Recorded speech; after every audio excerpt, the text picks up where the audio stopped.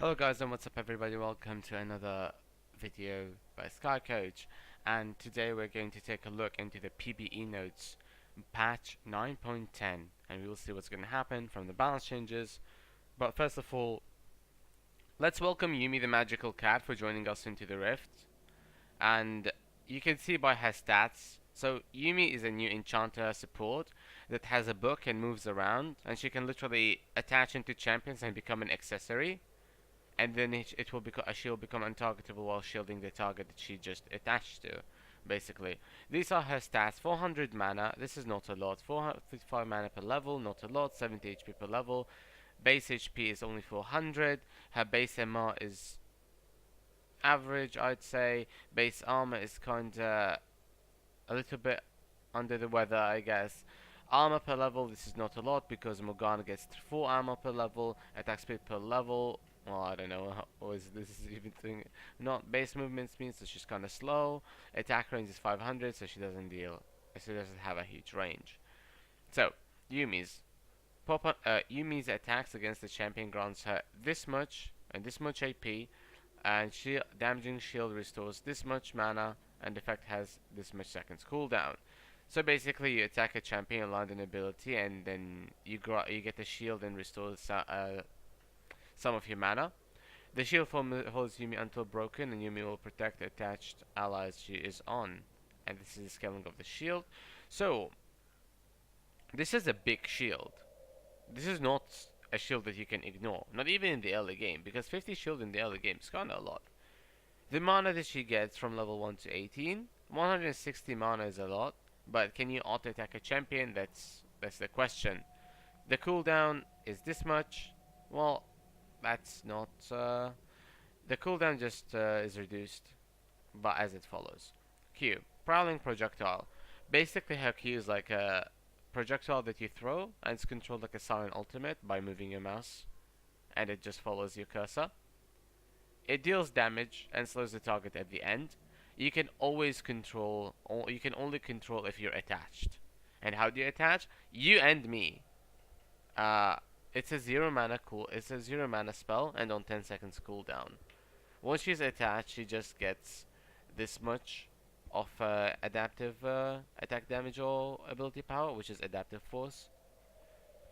Yumi dashes to an ally champion and attaches to them. While Yumi is attached, she follows her partner's movement and is untargetable except from towers. That's actually very funny that she's untargetable only from towers. It means that she cannot be a great tower diver, because it would be really broken if Yumi starts initiates the fight and then, well, now you're untargetable. So the turret will either focus a minion or another or another allied champion, based on the dive. Zoomies, 60 to 100 mana on half a second cooldown. It's a charged ability. Spells 2 charges, and and you get to charge every this much. And the healing is maximum healing is at 20% HP and below. Heals herself for this much. This is not a lot, and when you get maximum healing is up to this much, and increases on based on missing health and gives movement speed. This ability is actually busted. This is actually busted. When you heal for 40% of your AP on such champion, that's a lot of heal. I think she'd be able to heal 300 easily. Final chapter, 100 mana, and this ability is like a Sona ulti, but 7 waves of Sona ulti. Think of it as Taric E that moves like a Sona ulti, if it makes any sense. It's Taric E in the sense that how you cast it and where you cast it according to you, the enemy, the champion that you're attached to, as a Sona ulti as well. So it's like a mixture of the both. The cooldown is pretty long on a champion like Yumi. It's a pretty long cooldown. Yumi channels for 3.5 seconds, launching 7 waves, dealing this much damage, extra magic damage, extra missiles deal 40% more damage, 40% less 40% of the damage. But if you hit 3 or more waves, it's rooted for 1.75 seconds. The root has, I'd say, a moderate duration, because the blonde root is 1.5, but Morgana can root you for 3 seconds. Shows how balanced Morgana is, right? but it's how you can access the enemy team and how many champions you can root from the enemy team. So it kind of adds up, and it's I think it stuns a little bit more than like Sona stuns, but the duration is shorter. So I think this kind of makes up for it, and there's a lot of counterplay to it. Okay, now the buff champions, the Blitzcrank are static field, increase the damage from 250 to 375 to 500 to this much, which is really insane. From this much to this much, from this much to from this much to this much. Okay, and now we have a rework for Malphite. A granite shield. Malphite glows when his shield regenerates, so that's like a great indicator, I guess. It doesn't change anything. Range increase on seismic shot by 75. That's more than you expect. 700 units is a LeBlanc W, so this is kinda a lot, you know. Missile speed increases to 1400 from 1200. Since it's a click ability, it does not matter, but it just activates faster. Like it just deals the effect faster. Cast time from 0.4 seconds is increased from 0.4 seconds to 0.4 seconds from 0.25. This mitigates this. Like this buff mitigates this nerf, I guess. Why is that? I have no idea. Why do they do that? I have no idea. Malphite now slows his target by 20, 25, 30, 35, 40% and increases his own movement speed by 20, 25, 30, 35, 40% basically as you level it up, and no longer steals his movement speed.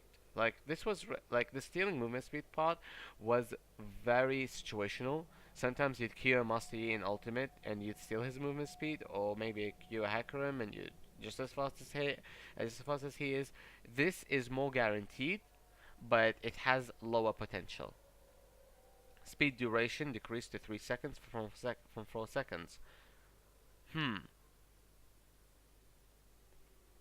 This is a slight nerf. That's all what I'm going to say. Renamed from Brutal Strikes and now it's called Thunder Clap. On cast, Malphite resets his auto attack and deals this much damage, scaling with this much armor and 30% of his AP. Malphite's auto attack create aftershocks for the next 6 seconds. These are like cleaves, like Titanic Hydra, that deal 10, 20, 30, 40, 50 damage to all enemies in the range of the cone, scaling with 10% armor and 20% AP. I think this is good for Malphite because Malphite does not have a way to wave. Like, maybe he didn't have an efficient way to wave clear. Maybe this is a little bit better, but I don't think that Malphite actually needs it. That's just my opinion. Master Yi changed. Alpha Strike. Cast time removed. So now no more I was an alpha. New effect. If Master Yi has struck less than the maximum amount of times and there are no nearby eligible targets, then he reprocs it by 25% of the damage. This is ridiculous. This is actually ridiculous. And it has a flat duration, so now you can finally react to when he comes, when he actually appears, rather than having a variable time. But this is ridiculous that you can proc multiple alpha strokes on the same target. This is bogus. Just imagine crit Master Yi. Okay, the Wuju style, no more 10% AD. He doesn't even build AD anymore. He builds attack speed mostly. So haha, jokes on you, Riot. Highlander attack speed changes from 40 to 50 to 60. To 40 to 50 to 60, from 30 to 55 to 80. Well, this is very confusing. So his Q got straight out buffed, and basically if you're the only person, if he strikes the same target, like, does this stack once or this is like multiple times? Like if he strikes only alpha strikes one target, does he deal like one alpha strike and 75% of the alpha strike as well, since there are no other 3 targets that he can go to?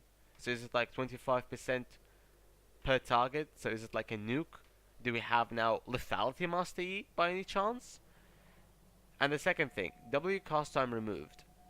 That is good. Now it helps him to instantly decrease damage, instant damage for like example, like Vega ulti. If you couldn't react in time, now you can react in time.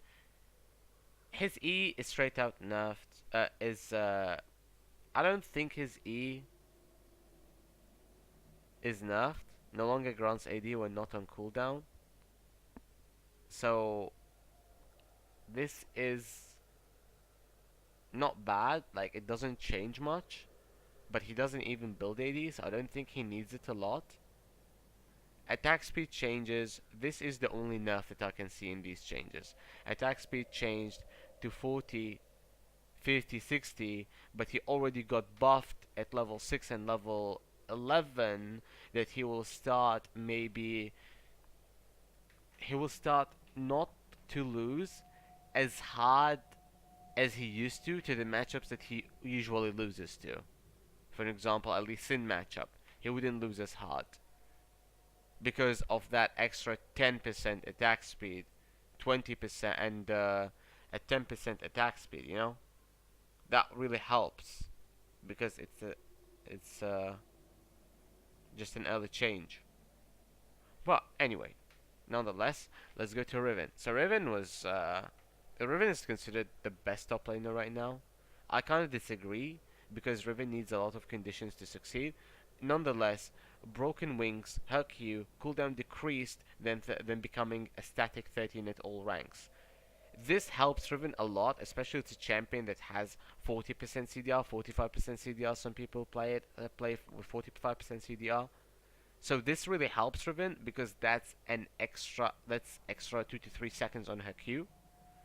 And cooldown increased on Valor from 10, 9, 8, 7, 6 to 14, 13, 12, 11, 10. So at level 13, everything should be fine. Because 40% of 6 seconds is, yeah, that's a lot of seconds on Valor, but remember, you get it back with Broken Wings. You can spam Broken Wings more now. You don't need to have this E to come up over and over again in order to survive, rather than you can just spam your Qs this time. It's much better. You have 3 dashes instead of 1.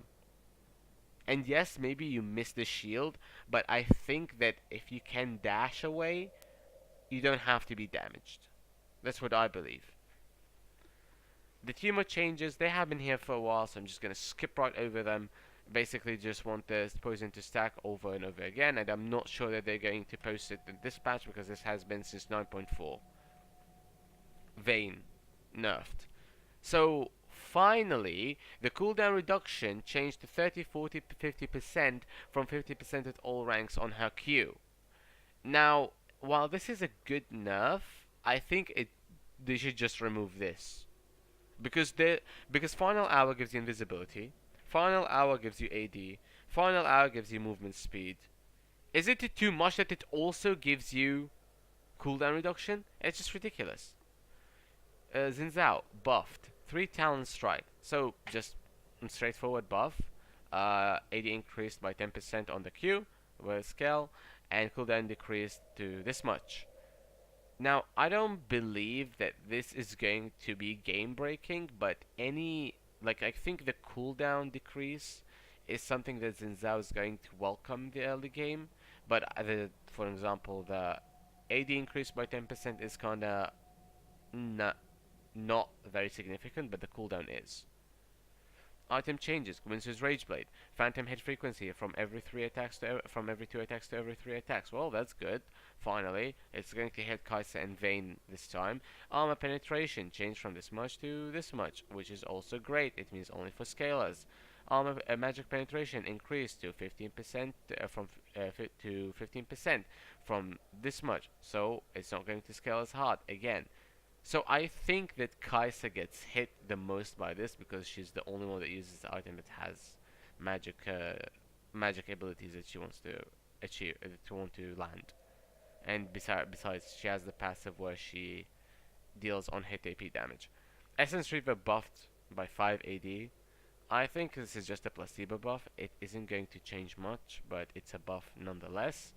Well, not sure of the runes, but they're going to nerf Conqueror. Here are the skins: Battle Academia Israel, and Battle Academia Jace, Battle Academia Katarina, Battle Academia Lux, and Battle Principal Yumi. What a ferocious cat!